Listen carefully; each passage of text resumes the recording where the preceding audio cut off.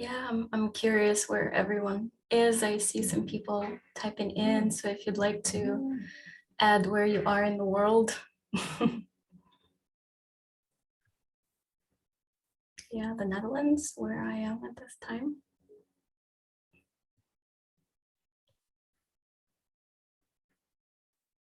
Great, we have someone from Sweden and Spain and Colorado in the US. Oh, Hong Kong, yeah. California, Ontario.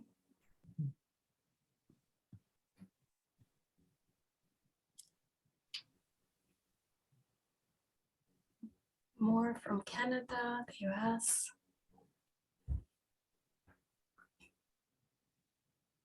Oh, great. Janina from Brentwood, Tennessee. Yeah. Rose from Ontario. So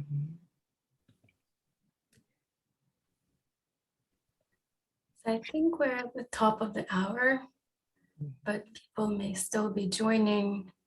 So we will start with a short meditation, and feel free to be adding where you're calling from. We're seeing all of that on our screens, and maybe we can take a moment to settle in, to check inside before we talk about this very difficult topic. And so you can begin to find a comfortable spot in your chair or wherever you are. You can take a few breaths if you'd like. You don't have to. And you're welcome to follow along. Whatever I'm saying is an invitation. So if something isn't a match, if you would like to take a break or adjust it in any way that you'd like, please do that. And if that feels okay, you can shift your awareness to the space inside where you and your parts live. And you may be able to notice what parts are present today. Some parts that just have been there through this day, or maybe some parts that are here for this call that may have some curiosity or curiosity in this topic or in something in this topic that resonates for you personally.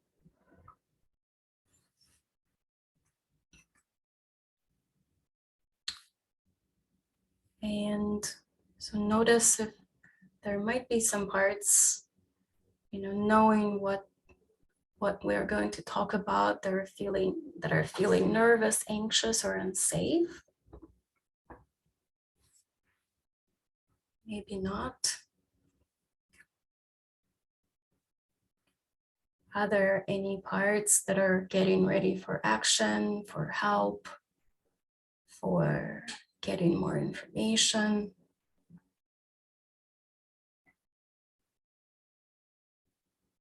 Can you say hi to them if they're around? There may be some parts that distract you or protect you in some other way or help you feel less or feel nothing. So all of those could be welcomed if they're around as well.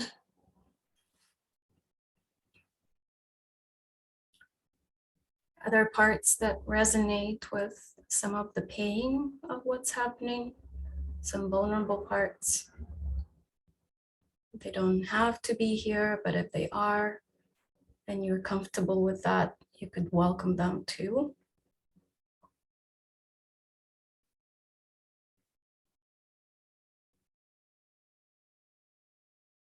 And are there any parts that have held disbelief, grief, anger, or nothing any other responses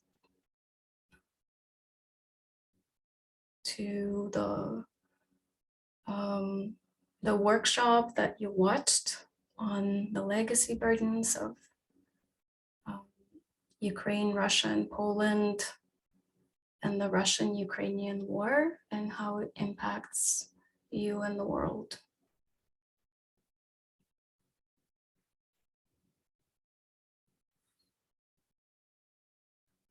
Are those parts noticing you as they're showing up today?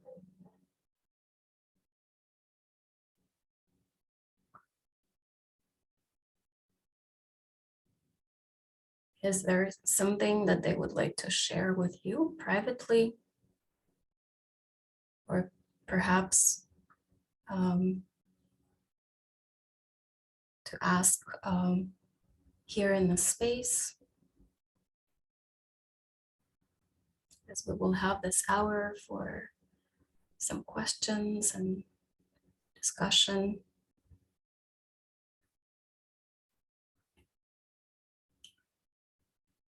Is there anything that they need to feel safe in this conversation?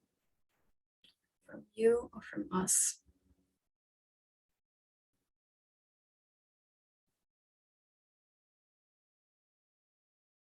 Also let them know that this is completely optional. So at any point they may choose to take a break or leave or stay and engage more and ask something from us.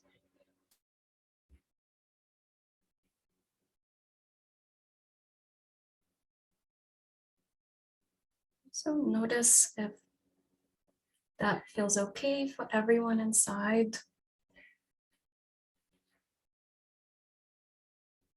And if they're all ready, you could begin to shift your awareness back to your physical space,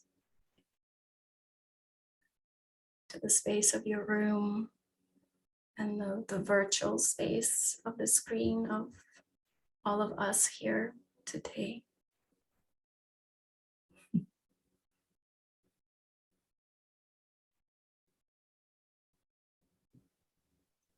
Okay. Thank you, Iryna. That was lovely. Yeah. I just wanted to share that, I noticed a part during meditation that was kind of like thinking that maybe it's a good idea for, the three of us to introduce ourselves again, and maybe say a little bit more if, you want to. I feel like my parts want to. Kind of like since the war started, kind of like a little bit about our own processes, with that. I don't know, what are your thoughts about that? Yeah, that's great. Would you like me to start, or would you like to start? If you want to start, this will be great. Yeah, since I was speaking, yeah, my name is Iryna. I'm an art therapist and a certified IFS therapist from Ukraine. I lived in Kiev before the war started. I have also lived internationally in the US in the past. And at the moment, I'm displaced in the Netherlands, and that's where I'm calling from. And I have something more personal that I could read, but maybe that could be for later after we introduce ourselves.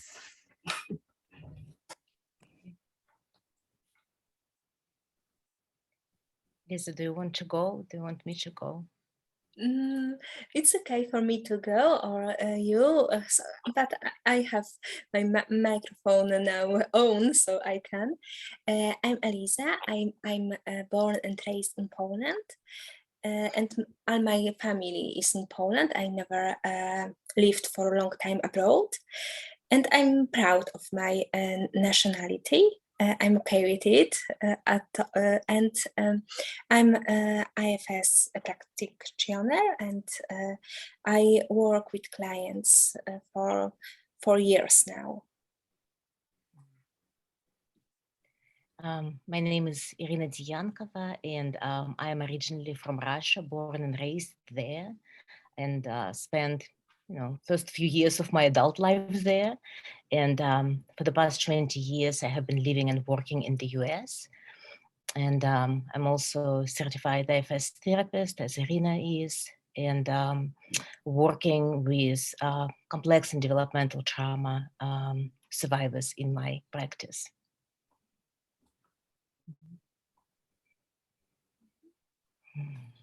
That's great. And so maybe as a just continued introduction and the context of what it was like for me since the war, I'm aware there may be just questions on the workshop itself, but just to connect the two and to make it more up to date, there's just a paragraph that I wrote for today, and I'm just going to read it. How are you? The question that I get a lot these days. Russia's war in my home Ukraine with dear Kiev and its neighborhoods continues to be heartbreaking, and I hope that it stops immediately, and it doesn't. Many friends and colleagues with their families are fleeing, get separated, or remain in danger, struggle with resources, and lose loved ones. Day to day, I follow the Ukrainian heroic firefighters that make the news and impress the world. I'm deeply moved by the caretaking firefighters, amazing support for the Ukrainian army, doctors, survivors of terror, genocide, displaced Ukrainians, including in Poland, and also inside and outside Ukraine, who are overworking, caring humans behind the scenes. It is certainly life and death, and the dear firefighters persevere to get the support of protective and resource managers running governments and institutions outside of Ukraine who are taking time to consider many potential long-term consequences of such requests. Even though deeply concerned with the manager's privilege of going home to safety and normalcy after a long day of work, the managers and the firefighters polarize, making firefighters' attempts to be heard painfully slow for their own dedication and speed. Flooding, overwhelm, disbelief, numbing, anger and grief, hyper-focusing on the news and survivors' guilt, working incredibly hard at whatever is at stake, and protective humor are easily natural in the exiles and protectors of these excruciating times for many of us in this war, in person, in touch with people and parts, and in the media. It warms my heart to receive many messages of validation for the collective and individual suffering of my people and offers of support through these days, including from many IFS colleagues. And there is yet so much to make sense of. Thank you.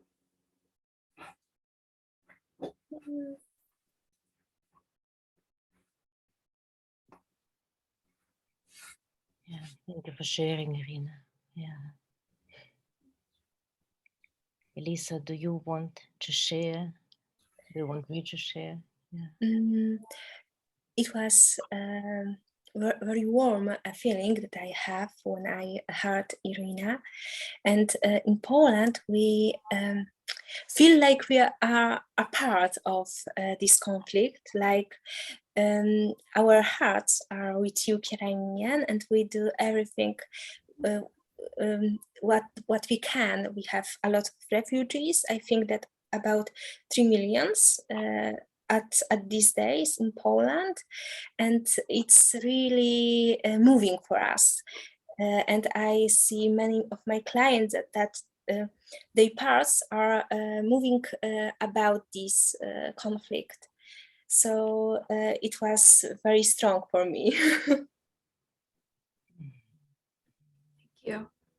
And thank you to the Polish people. Well, I, find it difficult really to share, my experiences in the presence of, you, Iryna, and you, Eliza. from Ukraine and from Poland. However, you know, I definitely want to share, you know, when the war started, it was a real shock, you know, to me and my system. I was really hoping until, you know, the 21st of February that it will be averted and that it will not go on. But then since it started, I have been following news very, very closely and find it difficult actually to not watch the news. And my heart has been breaking every day, just seeing the atrocities, you know, of this war, and that, and also the lies, you know, that are perpetrated in, you know, Russian state media, which doesn't call this war the war.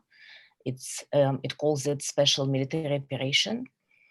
And there is a lot of misinformation and disinformation about it when, you know, a lot of people in Russia are told, I mean, all people in Russia are told that, you know, there is only attack of the military objects that is happening.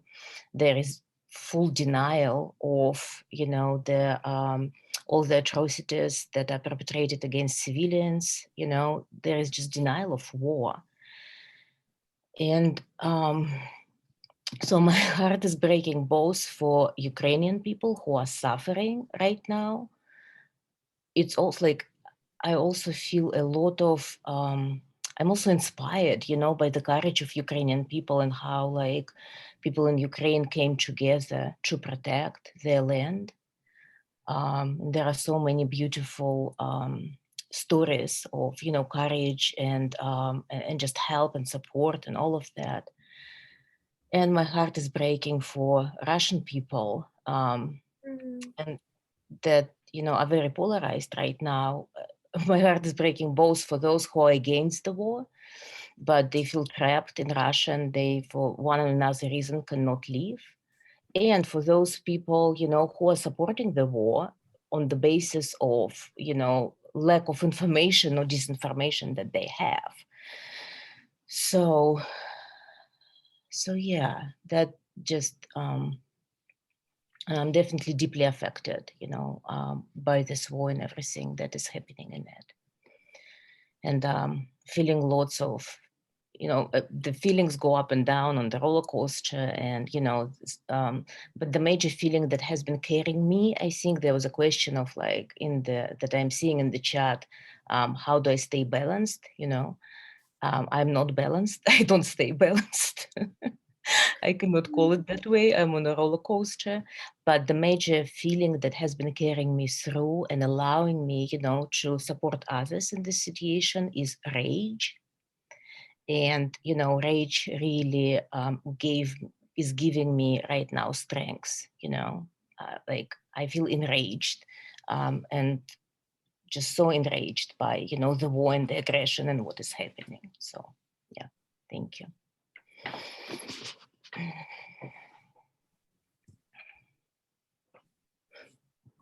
Thank you so much to all of you for sharing. And I hope you have a chance to look into the chat, because that is where a lot of the support is coming from our attendees for you.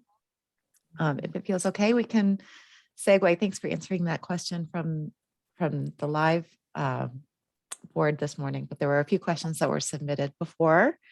So we'll shift a little bit and go kind of to the workshop and of course the relationship to the present day events happening.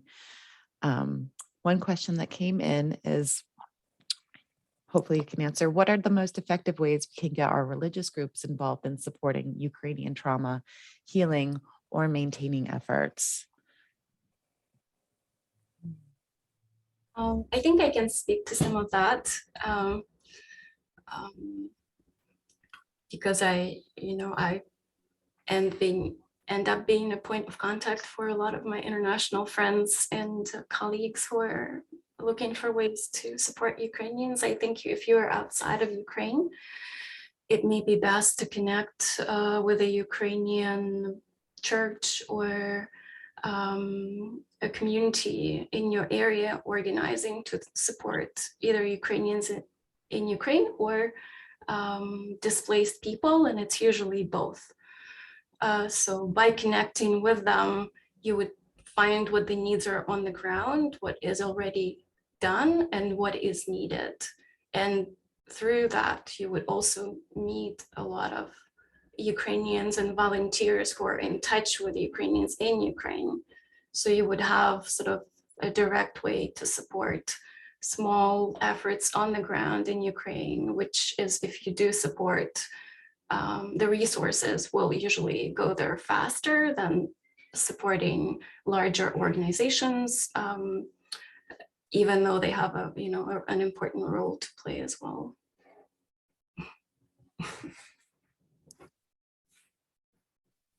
So I hope that helps. If not, please follow up.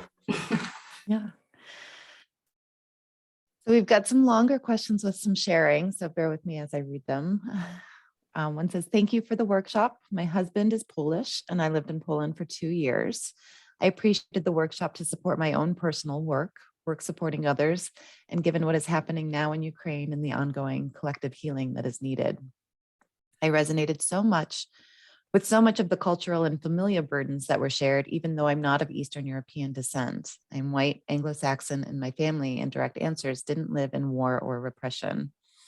My question is if the resonating is about the legacy of trauma in general, if collectively we're dealing with centuries of persecution, conflict, and fear in our families and ancestors in the far past, and the legacy of it now in our families, cultures, and collectively, no matter who and where we are. I hope my question makes sense. I just want to make sense of the similarities of family and cultural burdens and how that resonates.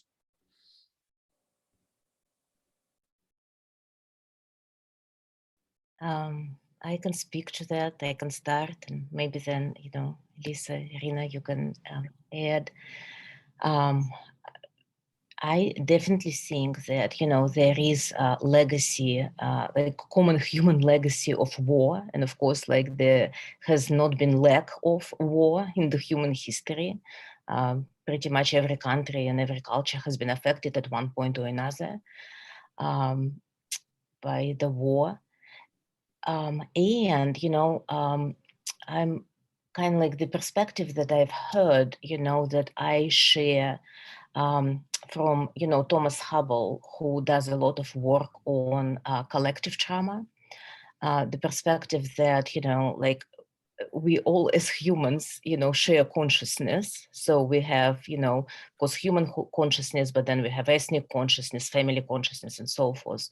And in terms of like common human consciousness, as we are evolving, there is more and more perhaps push, for our common exiles to be witnessed and, to process the trauma that is coming from the past that has been suppressed for a very long time. So I'm wondering, this may be one of the reasons. I think that there are many reasons, but this may be one of the reasons why so many people in the world are so affected by this particular war that is happening right now. Yeah. And I also think that even we don't live in the war, in the conflict or something like that, we heard a lot about it. We can, our parts can involved, even we are not in person there. And I see that some people have never have been in Poland, but have some roots even by marriage or something like that, and they have parts that need unburdening from that. So I think that it depends on our sensitivity also.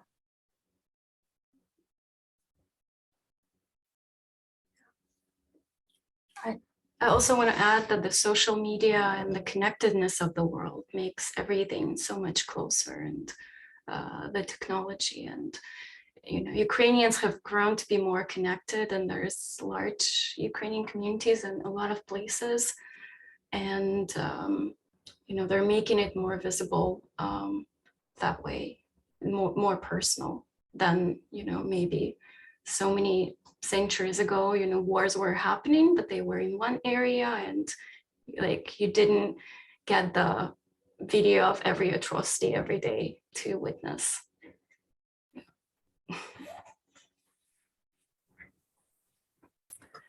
Okay, it's sort of related, but more in the topic of within the webinar.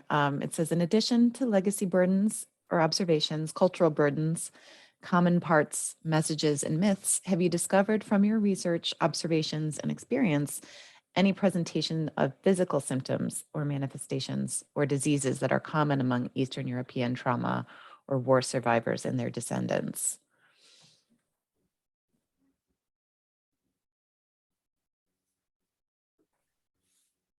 Mhm. And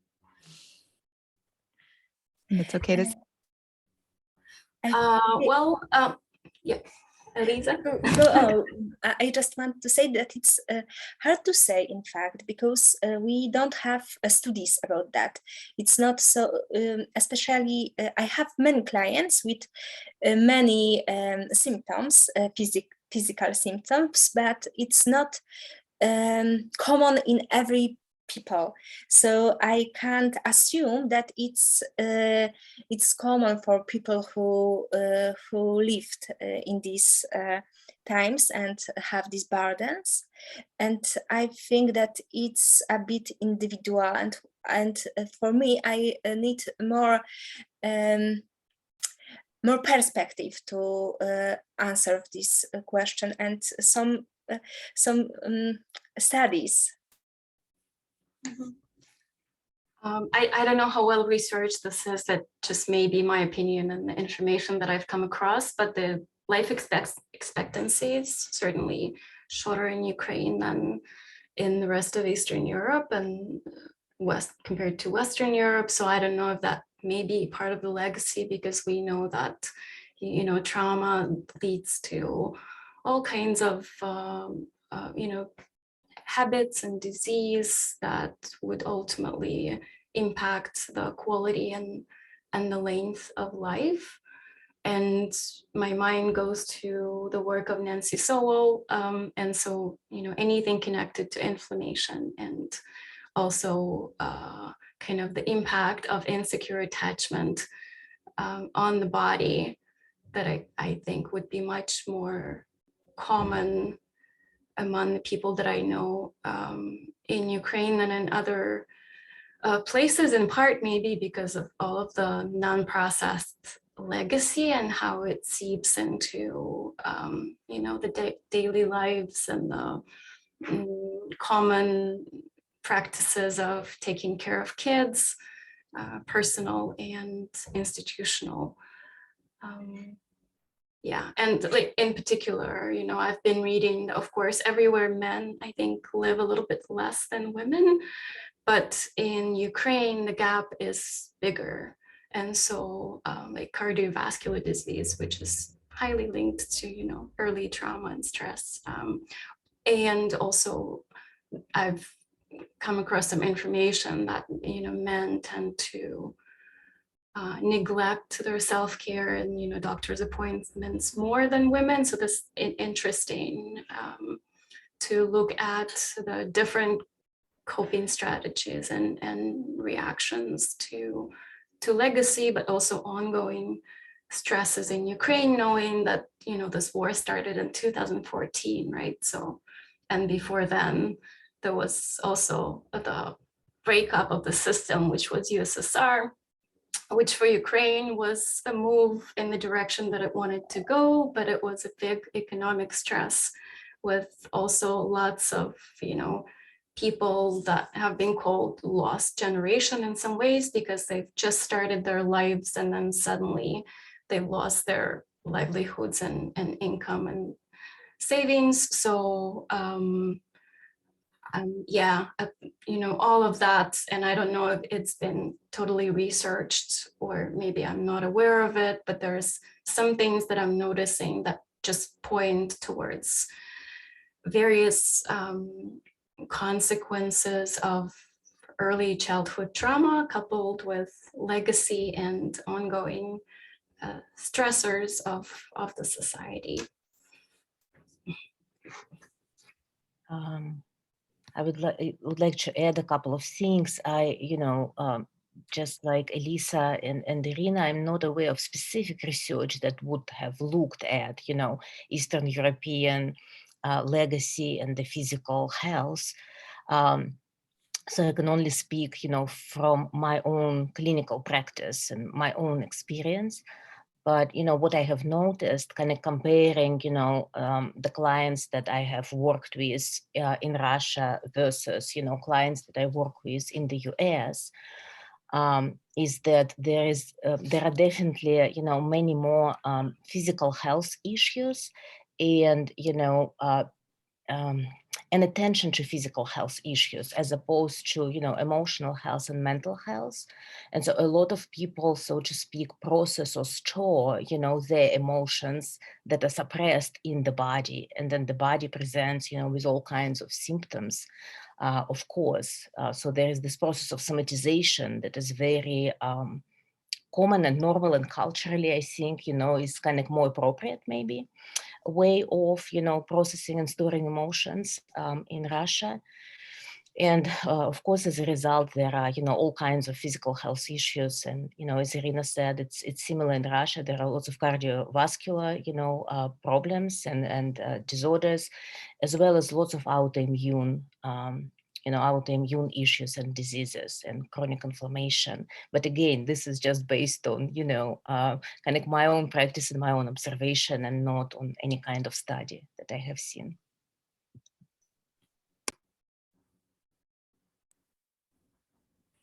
Okay, that's the bulk of the pre-submitted questions. So I just want to encourage our attendees, if you have any questions for the panelists today, to go ahead and submit in the Q&A. And we'd love to connect. And Iryna, I just want to make sure that you saw there's in the chat that your rage is welcome here. Rage is common human response to pain, loss, and injustice. And separate from that comment, I think the self quality of courage is something that doesn't always get talked about as much as some of the other qualities. So that's something that we want to, recognize in all of you.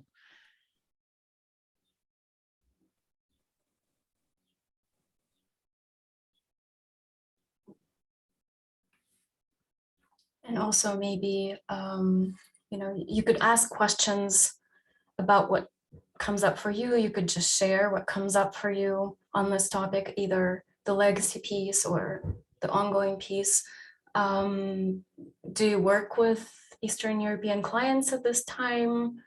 Do you have any questions around that, around your cases? Or if you're, for example, planning to work with Ukrainians in Ukraine, or Ukrainians who are fleeing? Do you have any questions about that? Just to give you some idea. Yeah, if you don't want to type and you would like to speak, you can raise your hand. We can unmute you. So giving you that option as well. The Zoom menu along the bottom should have a raise hand option, and we'll be able to select you from that indication. Yeah, speaking would be great.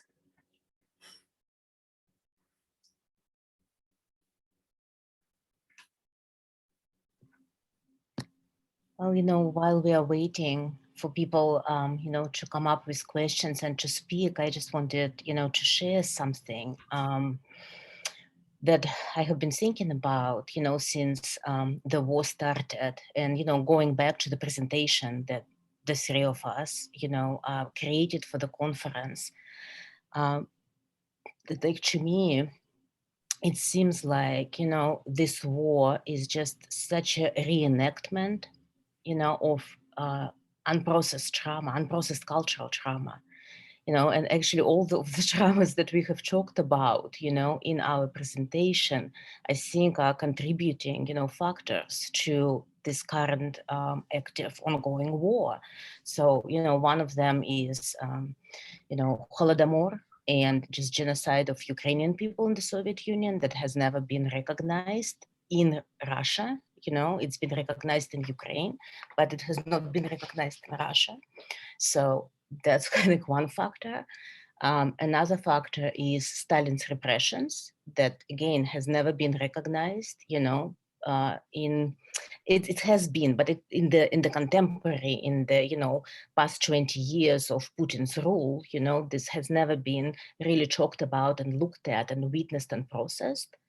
And the legacy of the Second World War seems like such a, big, huge legacy that has been kind of processed maybe in some ways, but it feels like there are still a lot of things that have not been witnessed and processed.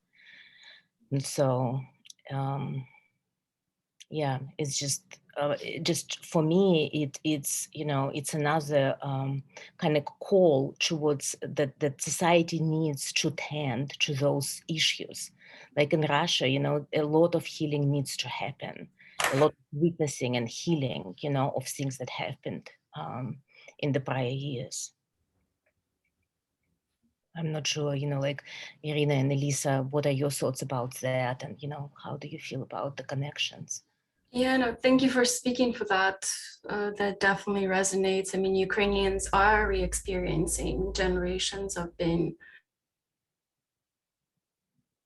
marginalized and starved and prosecuted right now. Russia's denying is certainly, for Ukrainians is gaslighting. And so it's another type of abuse that I see a lot on the collective, but also the interpersonal level, depending on how aware, how informed people are, because of course there's a range everywhere. Yeah, intentionally or unintentionally. Mm-hmm. I see a hand. It may have been an accidental hand, but again, just inviting you, if you'd like to share or connect, you can raise your hand or put a question in the Q&A tab, and we'd love to have your participation. Oh, it is.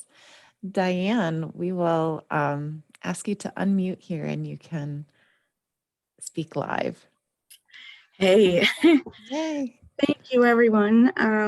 I, in October, attended, through the IFS conference, I attended the workshop you three women provided. And, I had been interested in legacy burden from the first time I attended a IFS breakout group where they talked about legacy burdens, and Mikucka Gleason was there and many others, and I've heard their stories. I grew up with a Russian father, grandfather from Belarus. My grandmother was from Lviv, who married the Russian one. That didn't go well. They didn't stay together very long. They had my dad as an only child, and my mom's, both her parents, I had only met my grandmother was from Lublin, Poland. And all of them, the grandparents would tell me stories of very gruesome things going on. They came in around the first Russian Revolution. And again, the stories of, graphic violence against my Ukrainian great uncle by Russians, and my grandfather telling me how his, Russian father would line them up and whip them. And then my grandmother she lived by Majanek, my maternal grandmother, the Polish one, and would tell me about children going to concentration camps.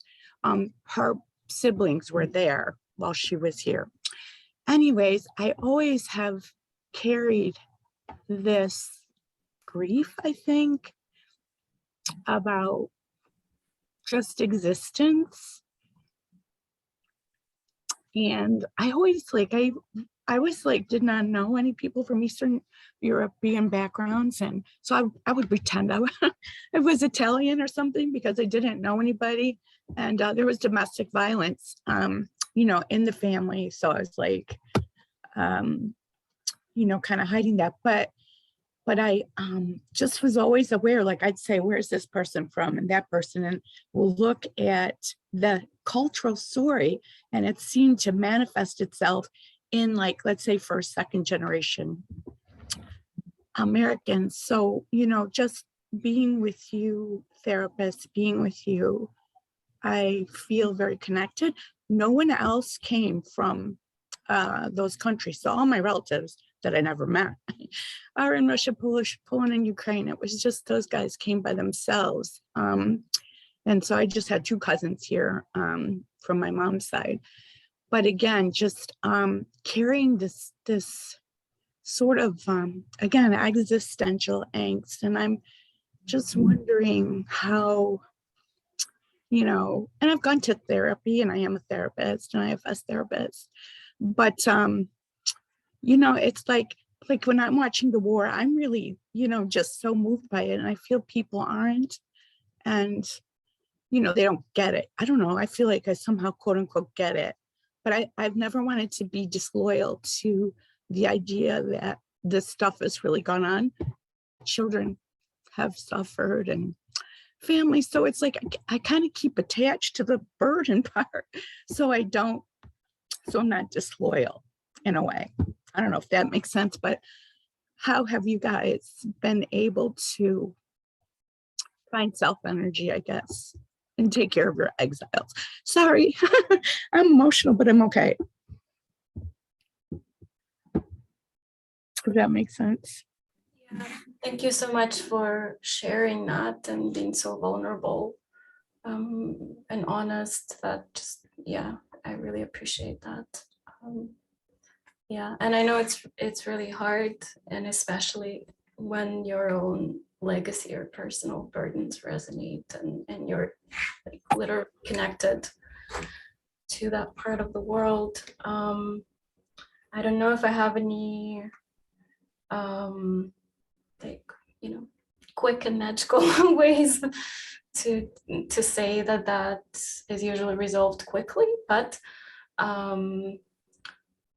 I should say what I was doing for me in this time is, I think we've even mentioned it in our workshop in the fall, a lot of the legacy burdens from the times in Eastern Europe that haven't been witnessed by a lot of people, either, you know, inflicted on a minority in Eastern Europe, or not allowed to be processed by the system that was cruel to survivors, or just, you know, the fact of just not having any therapists or psychological support at a time when all of the community support, which was based in religious organizations, was prohibited and dismantled. It is extremely difficult. So I noticed that a lot of those legacy experiences that I can track to my grandparents need to be witnessed in some way. So either with me and a therapist, or you know, I'm an art therapist, so I make images, like full stories of what must have happened that I'm getting from my parts to one of my grandparents, and that brings relief and a possibility of release for some of those. And I find that I have to balance witnessing that with witnessing how I'm impacted by what I'm seeing right now in the media and hearing and getting from my family and friends, and attending to both, yeah, made most sense in what was helpful for me. So, and I'm curious what Iryna and Eliza's process was.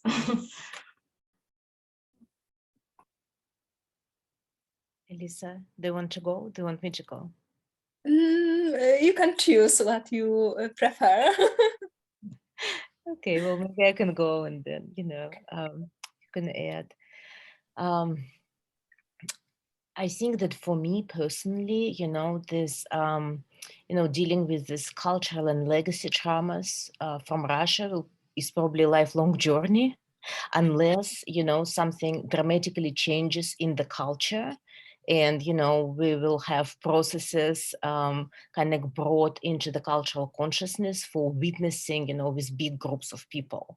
right? Because that's, I feel like, what needs to happen in order for this trauma to be processed and to leave the, you know, kind of like personal consciousness and cultural consciousness.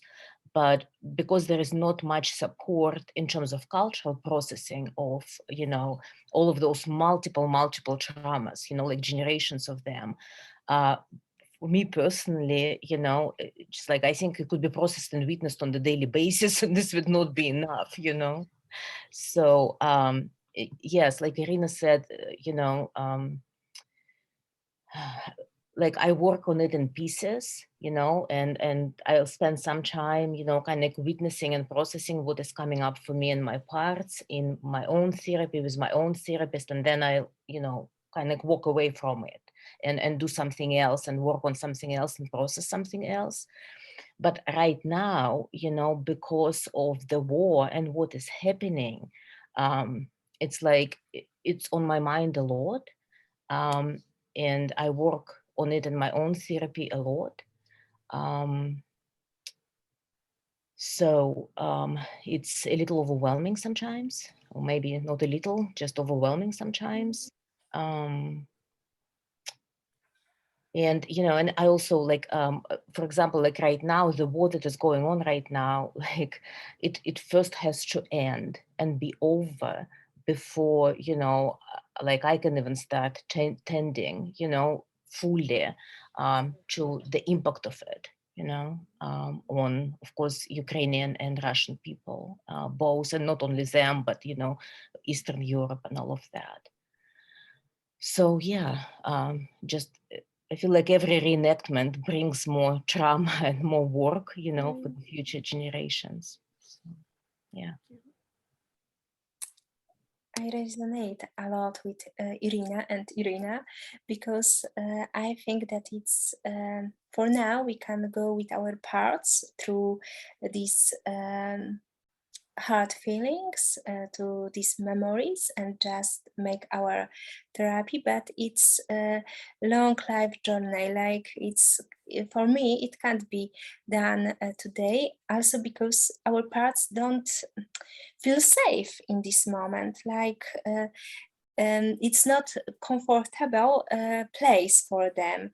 So they, for example, I had the work with one of my part that didn't like unburdening. Like, this part said that, no, I need it, yes, and I think that sometimes we need time and we need a better global situation or something like that.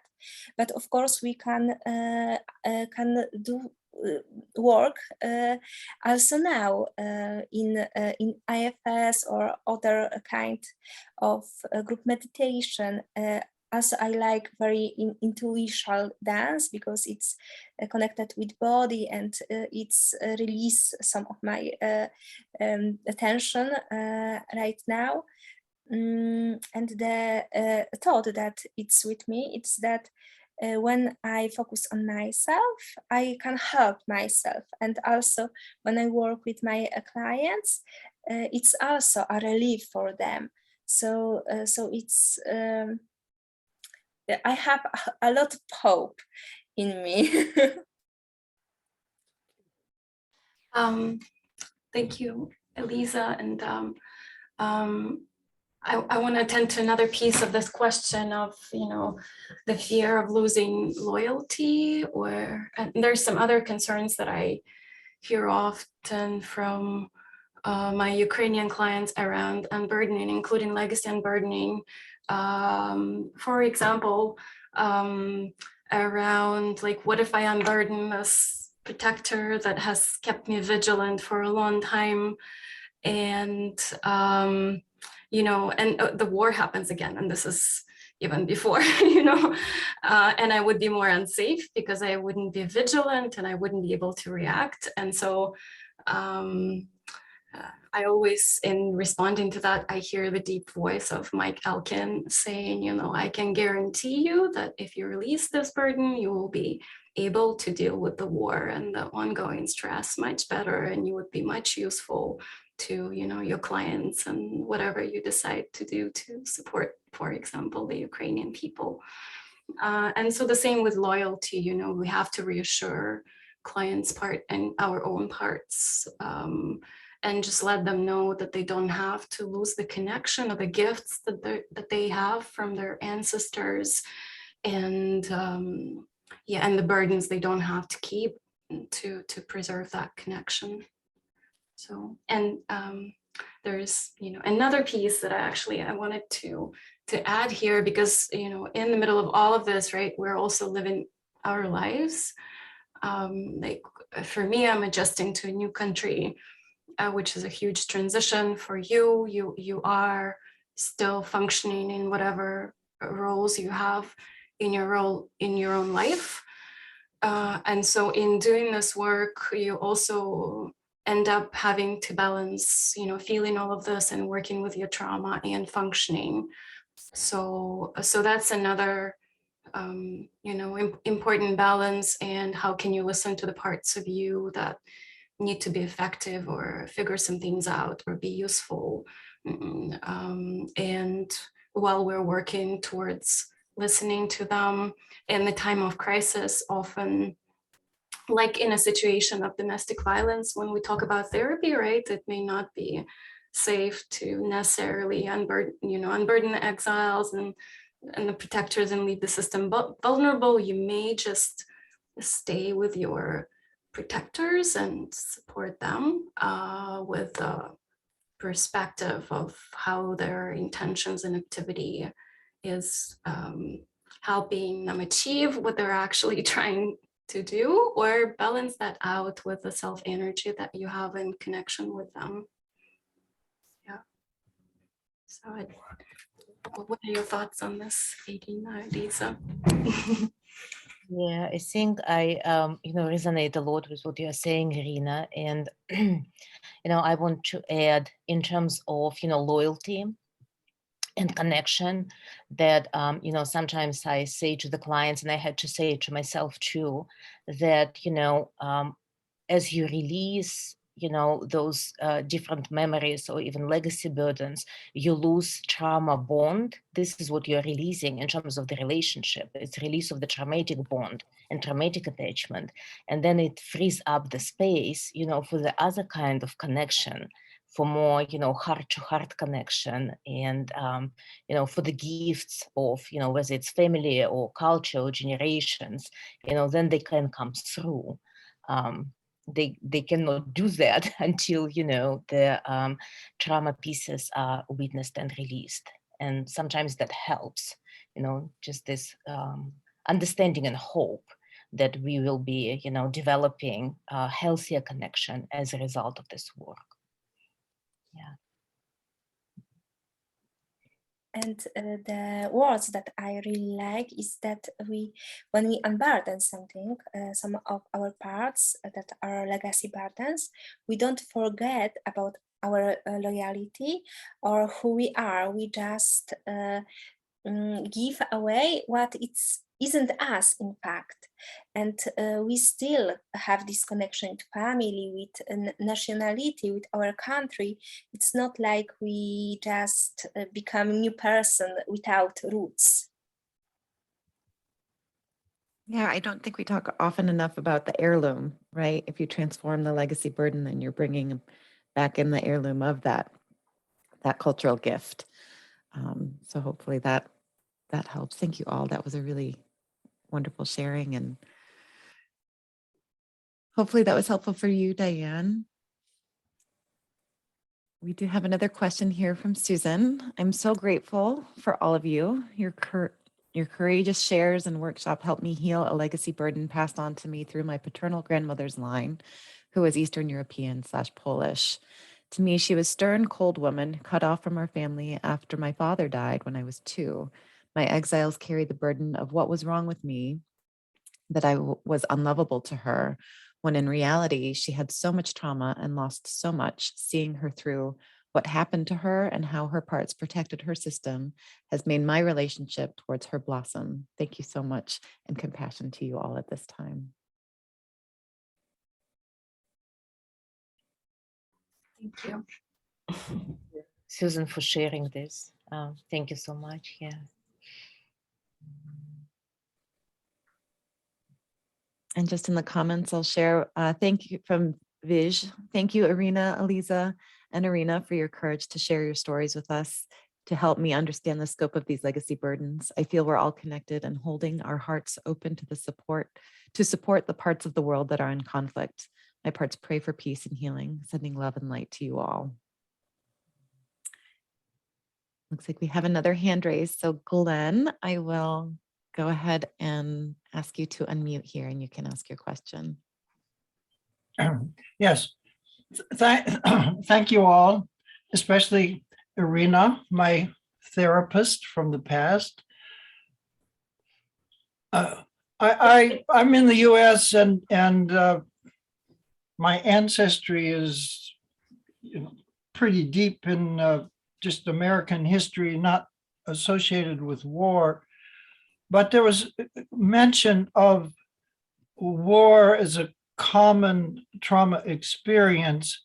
I'm interested in it, if there's a difference between what Dick Schwartz has identified as the primary cultural legacy burdens of the US, of patriarchy, individualism, racism, and materialism. Would this be the same in Eastern Europe, or is there some difference? Thank you. Yeah, good to hear you, Glenn. Yeah. I would say, there are differences. I don't know if anyone has gotten to sort of boil it down to the three. Especially in terms of individualism, I feel like there's the reverse in many cases in Eastern Europe, where, the communism and the way that it was implemented was meant to strip everyone of their individuality. So it became another kind of burden and pressure and really danger to stand out that is still there in the culture. And actually in terms of materialism, again, this is an interesting reverse of that. There's the same fear of not surviving or not having enough resources, food or whatnot. But then again, the way that it was implemented is, you weren't allowed, or you were judged or shamed if you wanted to have more than somebody else. So again, that's another collective burden, and even outside of that system has a legacy in Ukraine for sure. And yeah, maybe the ladies can add to that. Yeah, I feel like, I resonate with what you are saying, Iryna. I think it's similar, for Russia, the burdens that you have named. I would like to add a few to that. So another one is the lack of value of human life. I think that's very prevalent. That was very prevalent in the Soviet Union, and it's very prevalent in contemporary Russia right now. And we can see this in the atrocities of war and also the political oppression that is happening, against Russian citizens in Russia. So it's like human life doesn't have value. It's, there are some higher values, like collective has a value. And if your life has to be sacrificed, for the well-being, so to speak, of the collective, then it's not a big deal. And then, the silence and secrecy. So the burden of not speaking. So you have to keep your mouth shut. You cannot express yourself. You cannot talk about, things that are going on right now. You cannot acknowledge, the reality of what is happening. And we see this blossoming right now in Russia. As you know, like there is so much disinformation and so much just suppression of any kind of expression. The person doesn't even have to speak. They can just wear, you know, like yellow jacket, because yellow is the color, you know, of one of the colors of Ukrainian flag, and they can be arrested for that. So it's just like really, really blossoming right now. And then another piece, I would say, another burden is the, how do I say this? It's like disconnect from spiritual. I'm not sure how to formulate this as a burden, but like during the 70 plus years of the Soviet rule, you know, people were, you know, prosecuted for going to the church, for example. So there were like so many spiritual connections cut during that time that it almost like, you know, it's a cultural legacy of feeling that I'm alone in this world and there is no higher power or universe or anything that is on my side or is supporting me. So that would be another one.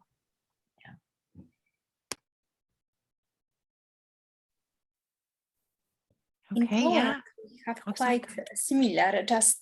I just want to say that in Poland we have a bit similar. We have just two differences that I can see. It's about our previous history, because of course, after Second World War, we have all what you said. But I think that this collective trauma about church and about racism isn't so common in Poland, because for many years we have a big tolerant parts in Polish people and a lot of spiritual parts, and they don't disappear after this 20th century. So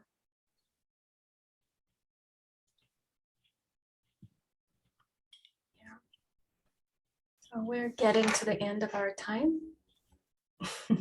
yeah. yeah. So I just want to express the gratitude to all three of you for being here today, and all of our attendees as well for joining. And I'll just leave it to you three if you have any final thoughts before we disconnect.